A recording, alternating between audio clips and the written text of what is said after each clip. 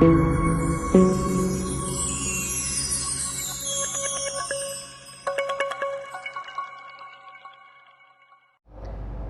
सत्कारयोग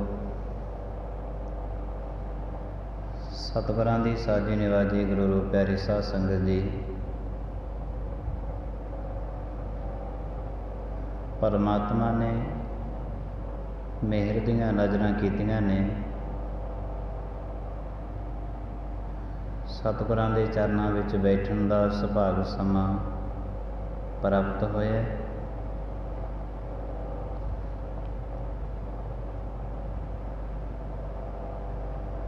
जिस भी प्राणी ते परमात्मा दी मेहर हुंदी है, उस प्राणी नूं सतसंगत दीआं अमोल घड़ियां प्राप्त हुंदियां हन, क्योंकि संगत दे विच जाना एक मनुख ने इकल्लियां बैठ के नाम जपना,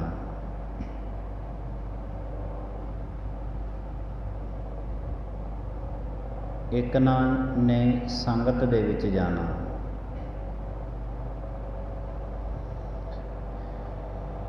इकल्ला बैठा देख के मनुख नूं जिहड़ी इहदी जिंदगी दे दुश्मन बने हुए ने, चार चफेरियां तो इकल्ला वेख के घेर लेंदे ने। क्रोध है, लोभ है, हंकार है, मोह है, आशा है, तृष्णा है, इच्छावां ने, बड़ा कुछ है। ये सब दे सब मनुख दी जिंदगी दे दुश्मन ने।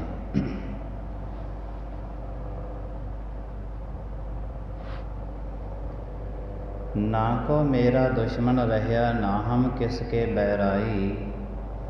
ब्रह्म पसार पसारियो भीतर, सतगुर ते सोझी पाई। गुरबाणी दा ये बहुत वड्डा फैसला है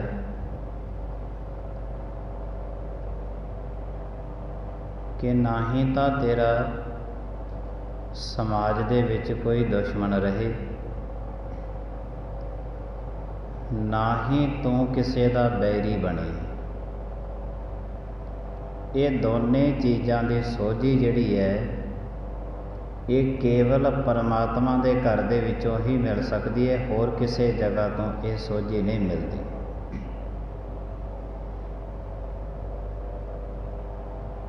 कि समाज दे विच कोई भी दुश्मन ना होवे।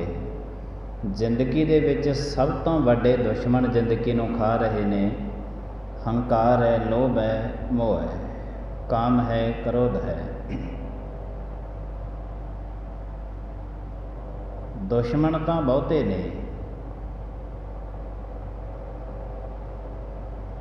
पर गुरु साहिब जी महाराज कहंदे जे तू संगत करेगा ना, समाज दे विच तेरा कोई दुश्मन ही नहीं रहना, नहीं रहना।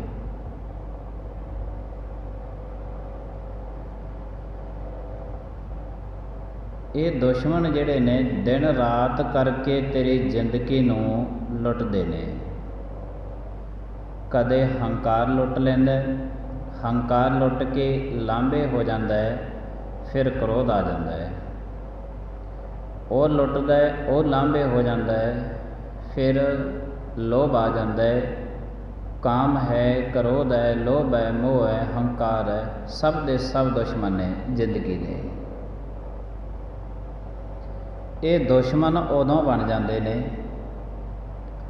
जदों सीमा दे दायरे तो बाहर चले जाते हैं। उंज दुश्मन नहीं है, क्योंकि जे मनुखता दे अंदर काम नहीं है तो ये औलाद किस हिसाब के नाल पैदा करेगा। मान करदा है अपने गुरु ते होना चाहिए, मोह करदा है अपने कुटुंब का, बच्चों का, परिवार का करना चाहिए। पर ये उदों दुश्मन बन जाते ने जदों ये सीमा के दायरे तो वध जाते ने, उदों दुश्मन बनते हैं। ਗੁਰੂ ਸਾਹਿਬ ਜੀ ਮਹਾਰਾਜ ਕਹਿੰਦੇ ਨੇ, ਇਸ ਤੋਂ ਪਹਿਲਾਂ ਕਿ ਤੇਰੇ ਇਹ ਦੁਸ਼ਮਣ ਬਣਨ ਜਿਨ੍ਹਾਂ ਦੇ ਨਾਲ ਤੂੰ ਅੱਜ ਸਮਾਜ ਦੇਖ ਰਿਹਾ ਹੈ, ਸਮਾਜ ਦੀ ਉਤਪਤੀ ਹੋ ਰਹੀ ਹੈ, ਸੀਮਾ ਦੇ ਦਾਇਰੇ ਤੋਂ ਬਾਹਰ ਨਿਕਲੇ ਹੋਏ ਇਹ ਤੈਨੂੰ ਬੜਾ ਤੰਗ ਕਰਨਗੇ। ਪਹਿਲੇ ਭਾਵੇਂ ਇਹ ਤੇਰੇ ਨਾਲ ਚੱਲਦੇ ਨੇ, ਕਾਮ ਹੈ, ਕ੍ਰੋਧ ਹੈ, ਲੋਭ ਹੈ, ਮੋਹ ਹੈ, ਹੰਕਾਰ ਹੈ, ਸਭ ਦੀ ਜ਼ਿੰਦਗੀ ਦੇ ਨਾਲ ਚੱਲਦੇ ਨੇ। ਕਿਉਂਕਿ ਅਸੀਂ ਕਹਿੰਦੇ ਹਾਂ ਕਿ ਗੁਰੂ ਨਾਨਕ ਦੇਵ ਸਾਹਿਬ ਜੀ ਮਹਾਰਾਜ ਜੀਆਂ ਦੀ ਸ਼ੈਤਾਨ ਸੰਤਾਨ ਸੀ, ਬਾਬਾ ਸ਼੍ਰੀ ਚੰਦ ਜੀ, ਬਾਬਾ ਲక్ష్ਮੀ ਚੰਦ ਜੀ। ਗੁਰੂਆਂ ਦਾ, ਪੈਗੰਬਰਾਂ ਦਾ, ਅਵਤਾਰੀ ਪੁਰਖਾਂ ਦਾ ਸਭ ਦੇ ਸਭ ਇਹ ਗੁਰੂ ਨਾਨਕ ਦੇਵ ਸਾਹਿਬ ਮਹਾਰਾਜ ਜੀਆਂ ਨੇ ਤੇ ਐਲਾਨੀਆਂ ਕਿਹਾ, ਸਭ ਤੋਂ ਸ੍ਰੇਸ਼ਟ ਜੀਵਨ ਹੈ ਗ੍ਰਸਤੀ ਜੀਵਨ, ਸ੍ਰੇਸ਼ਟ ਜੀਵਨ ਇਸ ਨੂੰ ਮੰਨਿਆ। ਭਾਈ ਮਰਦਾਨੇ ਨੂੰ ਗੁਰੂ ਨਾਨਕ ਮਹਾਰਾਜ ਕਹਿਣ ਲੱਗੇ, ਮਰਦਾਨਿਆ ਨਗਰ ਦੇ ਵਿੱਚੋਂ ਜਲ ਲੈ ਕੇ ਆ, ਪਰ ਇੰਜ ਰੱਖੀ ਜਲ ਸੁੱਚਾ ਹੋਵੇ। ਚਲੇ ਗਏ। ਉਹ ਘਰਾਂ ਦੇ ਵਿੱਚ ਜਾਂਦੇ, ਇੱਕ ਘਰ ਦੇ ਵਿੱਚ ਇੱਕੋ ਮਾਈ ਤੇ ਬੜੀ ਘਰ ਦੀ ਸਾਫ ਸਫਾਈ ਉਹਨੇ ਰੱਖੀ ਹੋਈ, ਉਹਨਾਂ ਦੇ ਘਰੋਂ ਜਲ ਲੈ ਲਿਆ। ਮਰਦਾਨੇ ਨੂੰ ਗੁਰੂ ਨਾਨਕ ਮਹਾਰਾਜ ਪੁੱਛਣ ਲੱਗੇ, ਕਹਿੰਦੇ ਮਰਦਾਨੇ ਕਿੱਥੋਂ ਲੈ ਕੇ ਆਏ ਜਲ?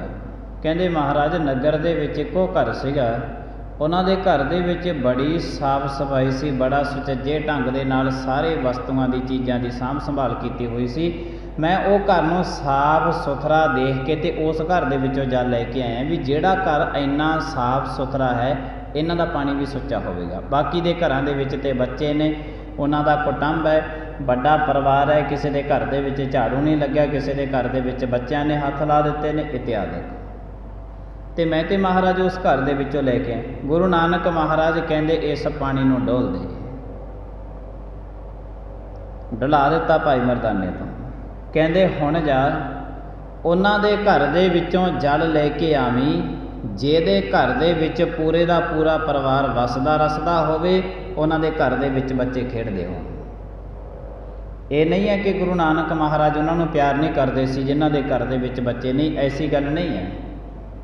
ਪਰ ਗੁਰੂ ਸਾਹਿਬ ਜੀ ਮਹਾਰਾਜ ਕਹਿੰਦੇ ਨੇ ਕਿ ਗ੍ਰਸਤੀ ਜੀਵਨ ਸਭ ਤੋਂ ਸ੍ਰੇਸ਼ਟ ਜੀਵਨ ਹੈ, ਉਹਨਾਂ ਦੇ ਘਰ ਦੇ ਵਿੱਚੋਂ ਤੋਂ ਜਲ ਲੈ ਕੇ ਆ, ਇਹਨੂੰ ਸ੍ਰੇਸ਼ਟ ਜੀਵਨ ਮੰਨਿਆ। ਤੇ ਗੁਰੂ ਸਾਹਿਬ ਜੀ ਮਹਾਰਾਜ ਕਹਿੰਦੇ ਇਹ ਜਿੰਨੇ ਕਾਮ, ਕ੍ਰੋਧ, ਲੋਭ, ਮੋਹ, ਹੰਕਾਰ ਨੇ ਨਾ, ਇਹ ਹਰ ਇੱਕ ਦੀ ਜ਼ਿੰਦਗੀ ਦੇ ਨਾਲ ਚੱਲਦੇ ਨੇ ਤੇ ਚੱਲਣੇ ਵੀ ਚਾਹੀਦੇ ਨੇ। ਇਹਨਾਂ ਬਿਨਾਂ ਜ਼ਿੰਦਗੀ ਅਧੂਰੀ ਹੈ। ਇਹਨਾਂ ਦੇ ਨਾਲ ਇਹ ਨਾਲ ਚੱਲਣੇ, ਪਰ ਇਹ ਪਹਿਲੇ ਮਿੱਤਰ ਨੇ ਜਦੋਂ ਦਾਇਰੇ ਦੇ ਵਿੱਚ ਰਹਿੰਦੇ ਨੇ। ਜਦੋਂ ਇਹ ਦਾਇਰੇ ਤੋਂ ਬਾਹਰ ਹੋ ਜਾਂਦੇ ਉਦੋਂ ਇਹ ਦੁਸ਼ਮਣ ਬਣ ਜਾਂਦੇ ਨੇ। ਸੀਮਾ ਤੋਂ ਵੱਧ ਲੰਘਿਆ ਹੋਇਆ ਹੰਕਾਰ ਬੰਦੇ ਨੂੰ ਤੰਗ ਕਰਦਾ ਹੈ। ਸੀਮਾ ਦੇ ਦਾਇਰੇ ਤੋਂ ਲੰਘਿਆ ਹੋਇਆ ਕਾਮ ਬੰਦੇ ਨੂੰ ਤੰਗ ਕਰਦਾ ਹੈ। ਆਪਣੇ ਘਰ ਦੀ ਚਾਰ ਦੀਵਾਰੀ ਦੇ ਅੰਦਰ ਰਹਿਣਾ ਚਾਹੀਦਾ ਹੈ।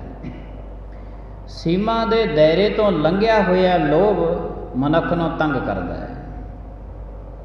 ਸੀਮਾ ਦੇ ਦਾਇਰੇ ਤੋਂ ਲੰਘਿਆ ਹੋਇਆ ਮੋਹ ਜਿਹੜਾ ਹੈ ਮਨੁੱਖ ਨੂੰ ਤੰਗ ਕਰਦਾ ਹੈ।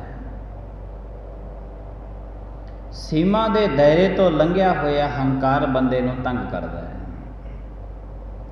ਤੋ ਇਹ ਸਭ ਦੀ ਜ਼ਿੰਦਗੀ ਦੇ ਨਾਲ ਰਹਿੰਦੇ ਨੇ। ਜਦੋਂ ਇਹ ਦਾਇਰੇ ਤੋਂ ਬਾਹਰ ਹੋ ਜਾਂਦੇ ਨੇ ਫਿਰ ਜ਼ਿੰਦਗੀ ਨੂੰ ਬੜਾ ਤੜਫਾਉਂਦੇ ਨੇ, ਬੜਾ ਤੜਫਾਉਂਦੇ ਨੇ। ਜ਼ਿੰਦਗੀਆਂ ਫਿਰ ਤੜਫਦੀਆਂ ਨੇ। ਤਾਂ ਗੁਰੂ ਸਾਹਿਬ ਜੀ ਮਹਾਰਾਜ ਕਹਿੰਦੇ ਨਾ ਕੋ ਮੇਰਾ ਦੁਸ਼ਮਣ ਰਹਿਆ, ਨਾ ਹਮ ਕਿਸ ਕੇ ਬੈਰ ਆਈ। ਇਹ ਦੋ ਗੱਲਾਂ ਗੁਰੂ ਗ੍ਰੰਥ ਸਾਹਿਬ ਜੀ ਮਹਾਰਾਜ ਦੀਆਂ ਸਾਨੂੰ ਨੋਟ ਕਰ ਲੈਣੀਆਂ ਚਾਹੀਦੀਆਂ ਨੇ। ਸ਼ਾਇਦ ਹੀ ਗੁਰੂ ਗ੍ਰੰਥ ਸਾਹਿਬ ਜੀ ਮਹਾਰਾਜ ਤੋਂ ਬਗੈਰ ਸਾਨੂੰ ਕੋਈ ਹੋਰ ਕਿਸੇ ਨੇ ਦੱਸਿਆ ਹੋਵੇ।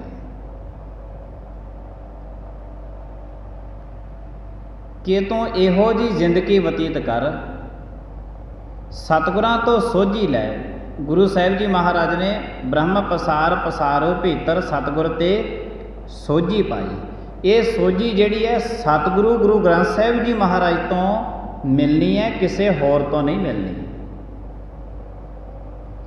कि साडा कोई समाज दे विच दुश्मन भी ना होवे, ना को दुश्मन नहीं बेगाना,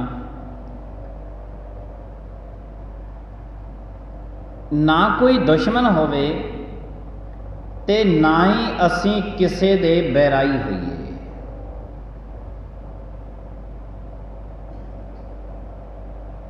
हुण ये दो गल्लां गुरु ग्रंथ साहिब जी महाराज दियां, साडा कोई समाज दे विच दुश्मन होवे ही ना ते असीं भी किसे दे दुश्मन ना होईए।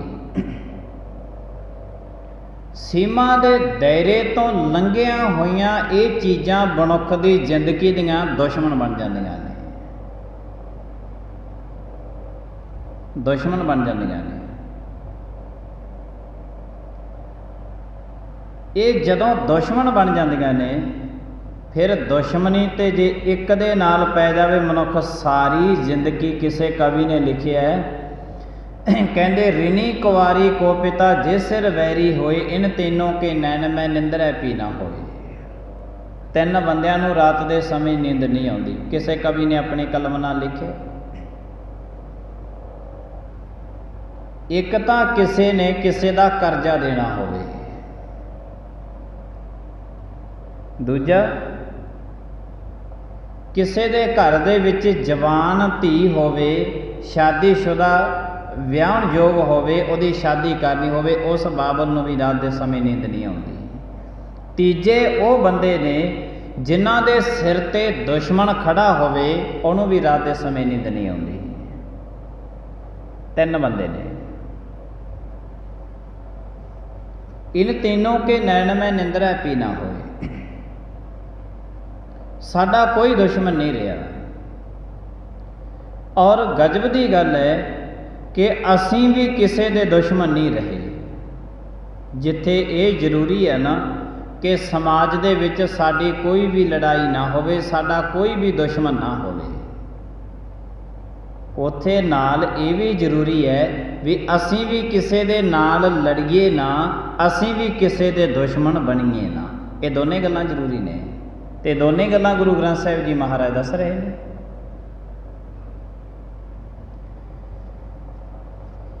तू किसी का बुरा ना करी,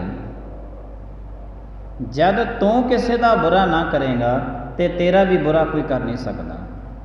ये सतगुरु महाराज जियां तो ते गुरु साहिब जी महाराज जियां ने एक समाजिक लैवल ते राजनीतिक लैवल ते वो वखरियां जिहड़ियां दुश्मनियां हुंदियां ने, पर गुरु ग्रंथ साहिब जी महाराज ने जिंदगी के सब तो वड्डे दुश्मन यही दसे।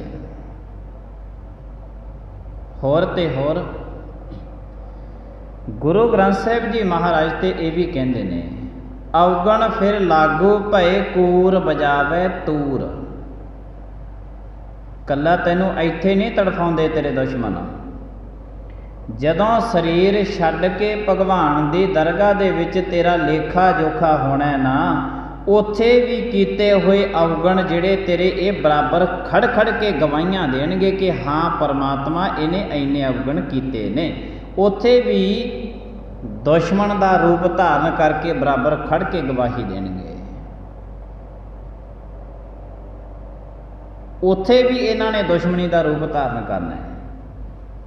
अवगण फिर लागू भय कूर बजावै तूर। लागू कहते ने किसी ते भारू हो जाना, गुण घट ने, अवगण ज़्यादा किए हुए ने, वो फिर भगवान की दरगाह दे विच अवगण जिहड़े इहते लागू हो जाते ने, गुण घट रह जाते ने। इन्हां दुश्मनां दा समाज दे विच भी शिक्का चलदा है ते भगवान की दरगाह दे विच भी ये दुश्मन बन के गवाहियां दिंदे ने।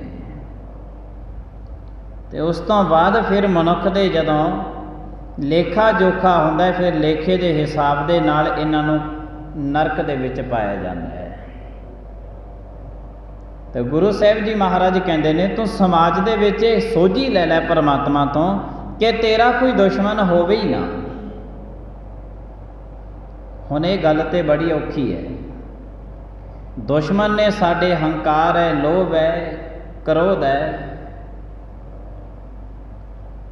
तो गुरु साहिब जी महाराज कहते हंकार दुश्मन तो किमें बचेगा, ये भी सोझी तेनों सतगुर देणगे। लोभ तो किमें बचेगा, ये भी सोझी सतगुर देणगे। मोह तो किमें बचेगा, ये भी सोझी तैनूं सतगुरु महाराज ही देणगे। गुरु ग्रंथ साहिब जी महाराज तो बिना ना कोई ये दसे कि तेरा दुश्मन कौन है, ते ना कोई ये दसे कि इन्हां तो बचना किवें है। सीमा के दायरे तो बाहर निकल के दुश्मन बन जाते हैं। एक माँ के दो बच्चे होवन, वड्डे हो जान, ब्याहे जान, किसी कारण करके आपसी घर विच फुट पै जाए, ये गजब की गल है कि दोने सके भरा ही आपस विच दी दुश्मन बन जाते हैं एक दूजे के कारण सीमा के दायरे तो बाहर निकल गए ने, दुश्मन बन गए। गुरु साहिब जी महाराज कहते ये तेरे दुश्मन ने, दिन रात करके तैनों तड़फा रहे ने। होर जंगां जिहड़ियां ने दुश्मन तो जित्तियां जा सकदियां ने, पर गुरु साहिब जी महाराज कहते जे ये दुश्मन तो लगातार अपने अंदर पालदा रहा, ये तो जंग तैथों जित्ती नहीं जानी। इस तो पहला कि ये दुश्मन जंग करते करते करते करते तेरा जीवन खत्म कर देन, गुरु ग्रंथ साहिब जी महाराज उस मनुख को पहले ही समझाते हैं, पहले ही समझा लेंदे ने। इंज गुरु ग्रंथ साहिब जी महाराज समझाते हैं जिमें असी अमृत वेले जुड़ते हैं, सतसंगत करते हैं। अमृत वेले अरदास होंदी है सरबत दे भले दी, उस तो बाद गुरु साहिब जी महाराज का हुक्म आता है।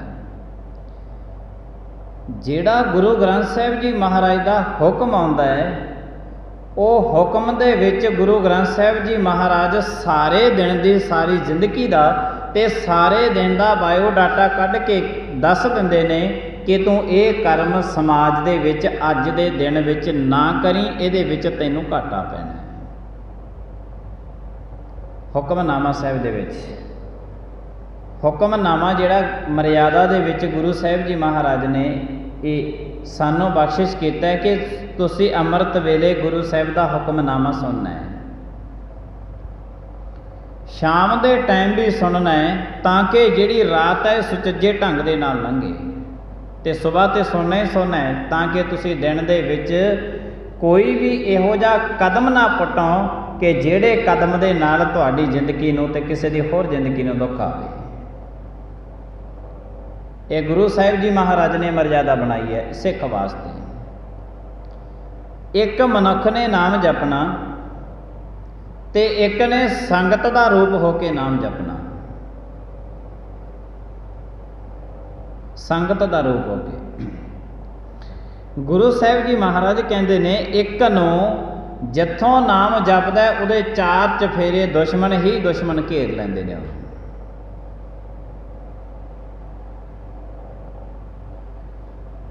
इकल्ला बह के नाम जपदा जद ते कई दुश्मनों का वो शिकार भी हो जाता है, शिकार हो जाता है, क्योंकि मनुख लगातार जिहड़ा कोई नितनेम करता होवे अक्सर वो मान दे नाल ये गल खड़ा होके कह दिंदा कि मैं तो एडा वड्डा नितनेमी है। हंकार दुश्मन है, उन्होंने बड़े सुचज्जे ढंग दे नाल पकड़ लैंदा है।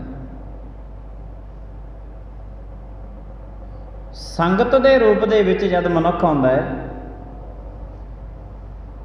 इकल्ले बह के नाम जपना तो इंज है जिमें कोई मनुख सिर्फ तो सिर्फ अपनी खेती नूं पानी दे के उहदी पालन पोषण कर सके। मैं सच्चे ढंग दे नाल बयान कर दी। इकल्ले बह के नाम जपना,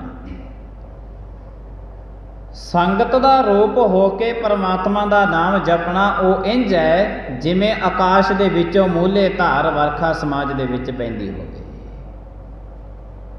एक ने सिर्फ अपनी खेती नूं पानी दिता है, बागो बाग है, खुश है।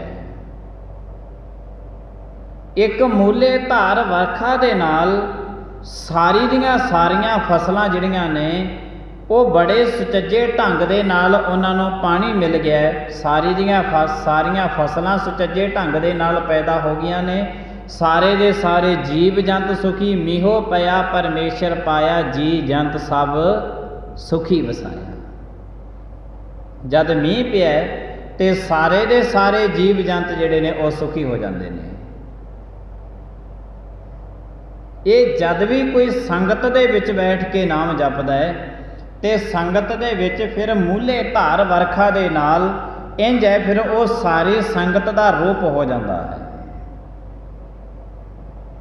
जेड़े दुश्मनों तो जिंदगी बचन वास्ते गुरु ग्रंथ साहिब जी महाराज कहते हैं ए दुश्मन संगत का रूप होके मनुख बैठे नेड़े नहीं आ सकते, नहीं आउणगे, पर संगत का रूप होके मनुख नूं बैठना पैंदा है। गुरु साहिब जी महाराज कहते हैं कि ये हर एक मनुख की जिंदगी का एक अहम हिस्सा होंदा है। मोह दे विच वड्डियां वड्डियां जिंदगियां जिहड़ियां ने अक्सरों फस के रह जांदियां ने।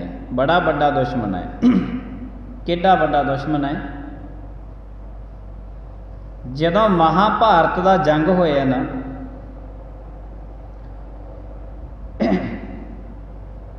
लगातार 17 दिन महाभारत का जंग चले।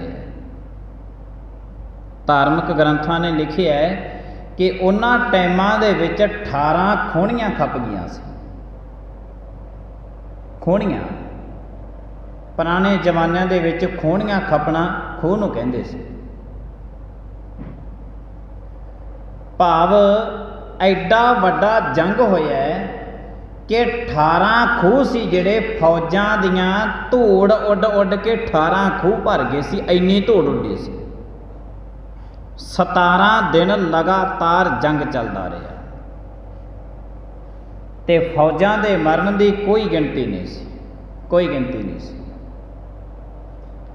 कौरवां ते पांडवां दा ये जंग विचे भगवान कृष्ण ने तो जदों 17 दिन लंघ गए ना ते भगवान कृष्ण दे कोल आए, कहन लगे भगवान जी इंज ते जंग नहीं जितया जाना, इहदा तो एक पासा ही नहीं हो रहा।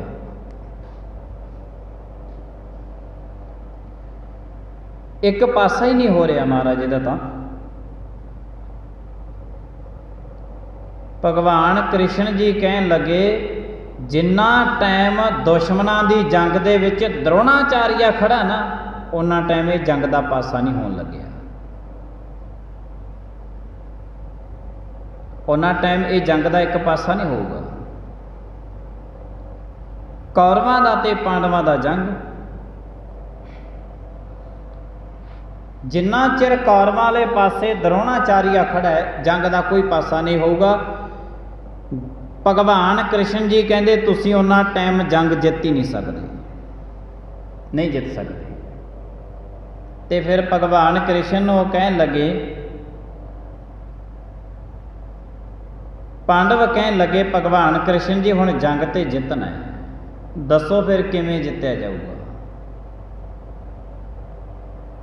फिर भगवान कृष्ण जी कहन लगे, कहते जे तुसी जंग जितना ही चाहुंदे हो ना द्रोणाचार्य नूं एक पासे करना पैना है। हुण द्रोणाचार्य शास्त्र का इन्ना धनी सी कि उहदे कोई नेड़े तक नहीं जा सकता सी। कहते भगवान कृष्ण 17 दिन हो गए जंग लगी नूं, हजे तक तो द्रोणाचार्य दे कोई नेड़े नहीं जा सकिया, उहनूं खत्म किहड़े हिसाब दे नाल करांगे। ते जे द्रोणाचार्य पासे नहीं हटदा जंग जित्ती नहीं जाती। भगवान कृष्ण जी कहन लगे तुसी एक कर्म करो। कहंदे भगवान जी तुसी दसो कि किवें करिए। तुसी कहंदे इंज करो, एक सुइया भेजो द्रोणाचार्य दे रथ दे कोले कल नूं 18वें दिन, क्योंकि पुराने जमानिਆਂ ਦੇ ਵਿੱਚ ਜਿਹੜੀ जंग ਹੁੰਦੀ ਸੀ ये तड़के नगारे की चोट नाल जंग शुरू होंदी सी ते शाम नूं जदों नगारा वजदा सी, जिथे जिथे किसी के हथ दे विच तलवार हुंदी सी थां ते तलवारां खड़ जांदियां सी। जदों नगारा वज जांदा सी ईमानदारी दे नाल जंग हुंदी सी, ਥਾਂ ਤੇ ਤਲਵਾਰਾਂ ਸਿਪਾਹੀਆਂ ਦੀਆਂ ਖੜ ਜਾਂਦੀਆਂ ਸੀ, ਬਰਛੇ ਨੇਜੇ ਜੋ ਵੀ ਹਥਿਆਰ ਚੱਲਦੇ ਹੁੰਦੇ ਉਹ ਥਾਂ ਤੇ ਖੜ ਜਾਂਦੇ ਸੀ ਜਦੋਂ ਨਗਾਰੇ ਤੇ ਚੋਟ ਲੱਗਦੀ ਹੁੰਦੀ ਸੀ। ਭਗਵਾਨ ਕ੍ਰਿਸ਼ਨ ਜੀ ਕਹਿੰਦੇ ਤੜਕੇ ਨਗਾਰੇ ਦੇ ਚੋਟ ਲੱਗਣ ਤੋਂ ਪਹਿਲਾਂ ਦਰੋਣਾਚਾਰੀਆ ਦੇ ਰਥ ਦੇ ਕੋਲ ਤੁਸੀਂ ਜਾ ਕੇ ਇੱਕ ਗੱਲ ਪ੍ਰਚਲਿਤ ਕਰ ਦਿਓ ਕਿ ਅਸਵਥਮ ਤੇ ਮਾਰਿਆ ਗਿਆ।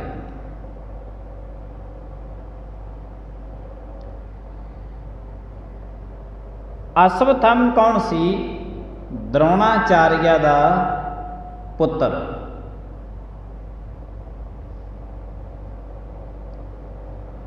ਤੇ ਉਹਨਾਂ ਨੇ 18ਵੇਂ ਦਿਨ ਭਗਵਾਨ ਕ੍ਰਿਸ਼ਨ ਨੇ ਜਿਵੇਂ ਕਿਹਾ, ਨਗਾਰੇ ਦੇ ਚੋਟ ਲੱਗਣ ਤੋਂ ਪਹਿਲਾਂ ਉੱਥੇ ਜਾ ਕੇ ਰਥ ਦੇ ਕੋਲ ਕਹਿਣ ਲੱਗੇ, ਕਹਿੰਦੇ ਅਸਵਥਮ ਤੇ ਮਾਰਿਆ ਗਿਆ ਜੰਗ ਦੇ ਵਿੱਚ।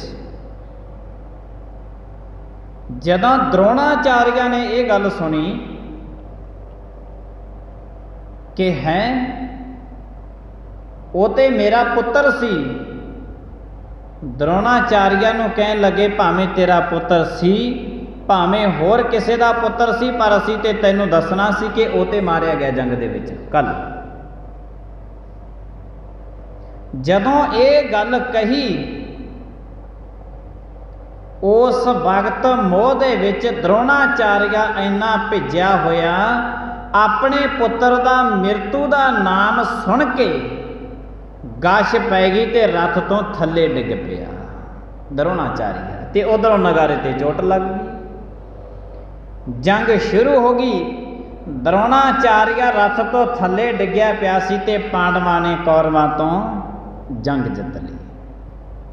ਮਹਾਭਾਰਤ ਦਾ ਯੁੱਧ ਸੀ ਜਿਹੜਾ ਇੰਜ ਇਹ ਜਿੱਤਿਆ ਗਿਆ ਸੀ। ਦਰੋਣਾਚਾਰੀਆ ਨੂੰ ਕਹਿ ਦਿੱਤਾ ਗਿਆ ਸੀ ਜਾ ਕੇ, ਮੋਹ ਦੇ ਵਿੱਚ ਭਿੱਜਿਆ ਹੋਇਆ ਦਰੋਣਾਚਾਰੀਆ ਗਸ਼ ਖਾ ਕੇ ਰਥ ਤੋਂ ਡਿੱਗ ਪਿਆ। ਹਾਲਾਂਕਿ ਸਾਹਮਣੇ ਪੁੱਤਰ ਦੀ ਲਾਸ਼ ਨਹੀਂ ਦੇਖੀ ਸੀ ਕਿ ਵਾਕਈ ਮਾਰਿਆ ਗਿਆ।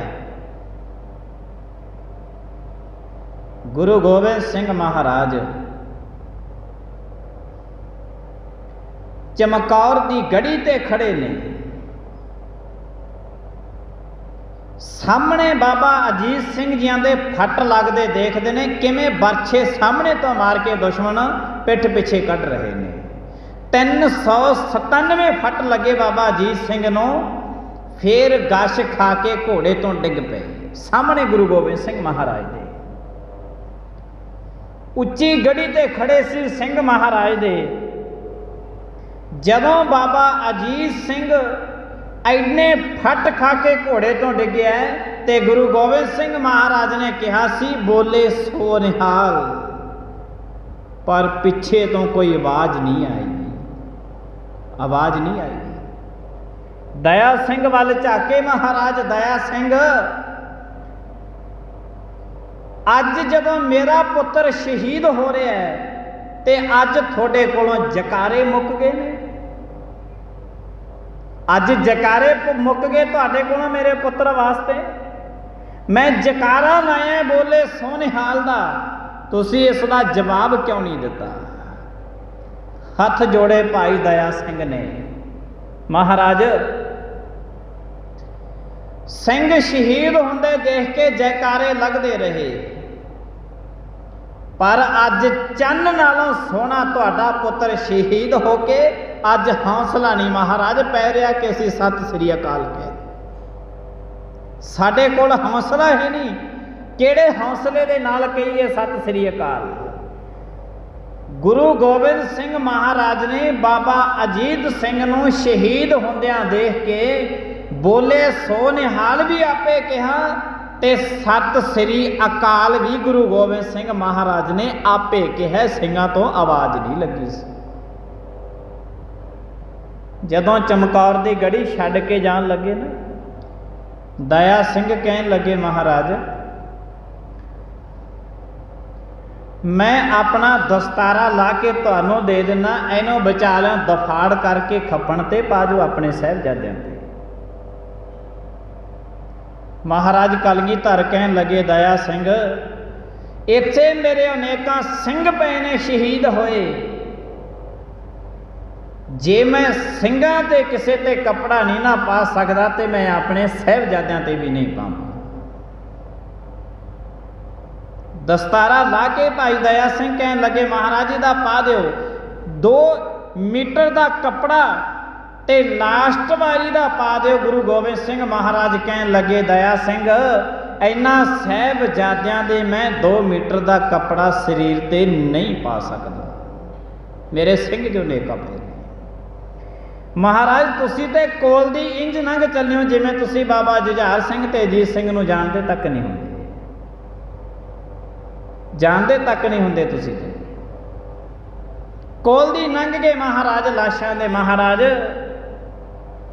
ऐ सुबह दिन चढ़दियां नूं गिरजां आउणगियां, देखो दुश्मनां ने इन्हां दे शरीर किवें पाड़ के दफाड़ कर दिते ने। जदों बाबा अजीत सिंह ते जुझार सिंह बाबा जी जदों शहीद हो गए सन, शहीद जदों हो गए सन ते सब दुश्मनां ने गल कही सी, कहंदे गुरु गोबिंद सिंह महाराज ते हथ नहीं आया, पर गुरु गोबिंद सिंह महाराज ते जिन्ना गुस्सा है इन्ना साहिबजादियां दीयां लाशां ते कढ लो।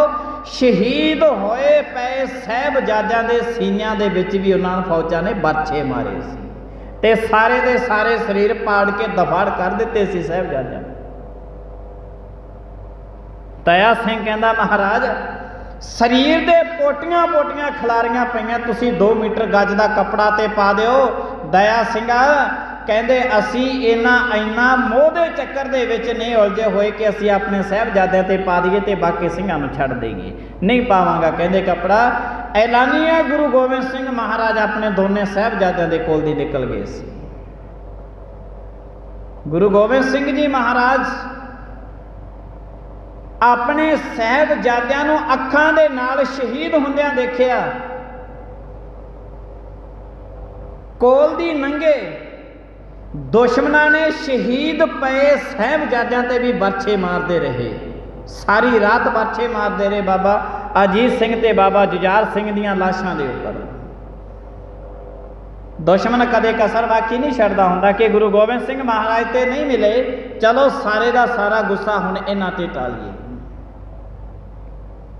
सामने शहीद हुंदियां देखिया, शहीद दे कोल भी लंघे, पर गुरु साहिब जी महाराज इन्ने मोह दे चक्कर दे विच नहीं उलझे होए सी कि अपने साहिबजादियां दे कोल बैठे रहना, छड्ड गए सी महाराज पईयां लाशां। एक पासे वो पिता है जिन्हों पता नहीं कि मेरा पुत्र मर गया जां जिउंदा है, गल सुन के रथ तो डिग पिया, गश खा के रथ तो डिग पिया ते जंग हार गया। एक पासे वो पिता है जेड़ा सामने देख के कोल दी लंघ के लाशां दे फिर भी गश खा के नहीं डिग्या, फिर भी अख दे विचों अथरू नहीं आया। ते इंज सी जिहड़ी महाभारत की जंग सी जिहड़ी वो जित्ती गई। गुरु गोबिंद सिंह महाराज जी ने 14 जंगां लड़ियां ने जिहदे विच गुरु साहिब जी महाराज जी की हार नहीं हुई। गुरु गोबिंद सिंह जी महाराज जी ने एक जंग समाज दे विच जंगां हुईयां ने, जर वास्ते जोरू वास्ते जां धन वास्ते राज भाग तख्त ताज लैन वास्ते। गुरु गोबिंद सिंह महाराज छेवें पातशाह हरगोबिंद साहिब जी महाराज पातशाह ने जंगां कीतियां ने गरीबां दे हक लेण वास्ते, अत्याचार रोकण वास्ते, जुल्म रोकण वास्ते, जबर नूं जुल्म नूं रोकण वास्ते गुरु गोबिंद सिंह महाराज जी ने जंगां कीतियां। गुरु साहिब जी महाराज कृपा करन। गुरु साहिब जी महाराज जी का बड़ा इतिहास है। गुरु साहिब जी महाराज जी ने असी उन्हां दे वारसां, उन्हां दे सपुत्तर हां जिन्हां ने इन्हां दुश्मनां नूं अपनी जिंदगी तो बड़ा दूर रखिया सी। काम नूं, क्रोध नूं, लोभ नूं, मोह नूं, हंकार नूं। जिंदगी दे विच सब तो वड्डे दुश्मन यही ने जिन्हां कोल ये सीमा दे दायरे तो लंघे हुए ने। हंकार है, लोभ है, मोह है, काम है, क्रोध है। ਉਹਨਾਂ ਨੂੰ ਸਮਾਜ ਦੇ ਵਿੱਚ ਕੋਈ ਵੀ ਦੁਸ਼ਮਣ ਪੈਦਾ ਕਰਨ ਦੀ ਲੋੜ ਨਹੀਂ। ਉਹਨਾਂ ਨੂੰ ਇਹ ਦੁਸ਼ਮਣ ਅੰਦਰੋਂ ਅੰਦਰੀ ਹੀ ਉਹਨਾਂ ਨੂੰ ਆਪਣੇ ਆਪ ਹੀ ਖਤਮ ਕਰ ਦੇਣਗੇ। ਗੁਰੂ ਗ੍ਰੰਥ ਸਾਹਿਬ ਜੀ ਮਹਾਰਾਜ ਕਹਿੰਦੇ ਹਨ, ਨਾ ਕੋ ਮੇਰਾ ਦੁਸ਼ਮਣ ਰਹਿਆ ਨਾ ਹਮ ਕਿਸ ਕੇ ਬੈਰਾਈ, ਬ੍ਰਹਮ ਪਸਾਰ ਪਸਾਰਿਓ ਪੀਤਰ ਸਤਿਗੁਰ ਤੇ ਸੋਝੀ ਪਾਈ। ਸੰਗਤ ਦੇ ਵਿੱਚੋਂ ਇਹ ਪਦਾਰਥ ਮਿਲਦੇ ਨੇ ਮਨੁੱਖ ਨੂੰ, ਇਹਨਾਂ ਚੀਜ਼ਾਂ ਦਾ ਗਿਆਨ ਮਿਲਦਾ ਹੈ ਕਿ ਗੁਰੂ ਸਾਹਿਬ ਜੀ ਮਹਾਰਾਜ ਕਹਿੰਦੇ ਨੇ ਕਿ ਤੇਰੇ ਦੁਸ਼ਮਣ ਕਿਹੜੇ ਨੇ। ਨਾ ਹੀ ਤੇਰਾ ਕੋਈ ਸਮਾਜ ਦੇ ਵਿੱਚ ਦੁਸ਼ਮਣ ਹੋਵੇ, ਨਾ ਤੂੰ ਕਿਸੇ ਦਾ ਦੁਸ਼ਮਣ ਹੋਵੇਂ। ਤੇ ਦੋਨੇ ਚੀਜ਼ਾਂ ਮਨੁੱਖ ਆਪਣੀ ਜ਼ਿੰਦਗੀ ਦੇ ਵਿੱਚ ਇਹ ਚਾਹੁੰਦਾ ਹੈ, ਮੇਰਾ ਕੋਈ ਦੁਸ਼ਮਣ ਨਾ ਹੋਵੇ, ਮੈਂ ਕਿਸੇ ਦਾ ਦੁਸ਼ਮਣ ਨਾ ਹੋਵਾਂ। ਇਹ ਦੋਨੇ ਚੀਜ਼ਾਂ ਬੰਦਾ ਆਪਣੀ ਜ਼ਿੰਦਗੀ ਦੇ ਵਿੱਚ ਚਾਹੁੰਦਾ ਹੈ, ਪਰ ਇਹ ਸੋਝੀ ਕਿਸੇ ਹੋਰ ਤੋਂ ਨਹੀਂ ਮਿਲਣੀ। ਜੇ ਲੈਣੀ ਹੈ ਤੇ ਗੁਰੂ ਗ੍ਰੰਥ ਸਾਹਿਬ ਜੀ ਮਹਾਰਾਜ ਤੋਂ ਲੈ ਸਕਦਾ ਹੈ, ਹੋਰ ਕਿਸੇ ਤੋਂ ਇਹ ਸੋਝੀ ਨਹੀਂ ਮਿਲਣੀ। ਸਮਾਪਤੀ ਦਾ ਸਮਾਂ ਹੋ ਗਿਆ। ਭੁੱਲਾਂ ਚੁੱਕਾਂ ਦੀ ਖਿਮਾ ਆਈਆਂ ਸੰਗਤਾਂ ਦਾ ਧੰਨਵਾਦ। ਪ੍ਰੇਮ ਦੇ ਨਾਲ ਸਾਰੀ ਸੰਗਤ ਬੁਲਾਈਏ ਫਤਿਹ। ਵਾਹਿਗੁਰੂ ਜੀ ਕਾ ਖਾਲਸਾ, ਵਾਹਿਗੁਰੂ ਜੀ ਕੀ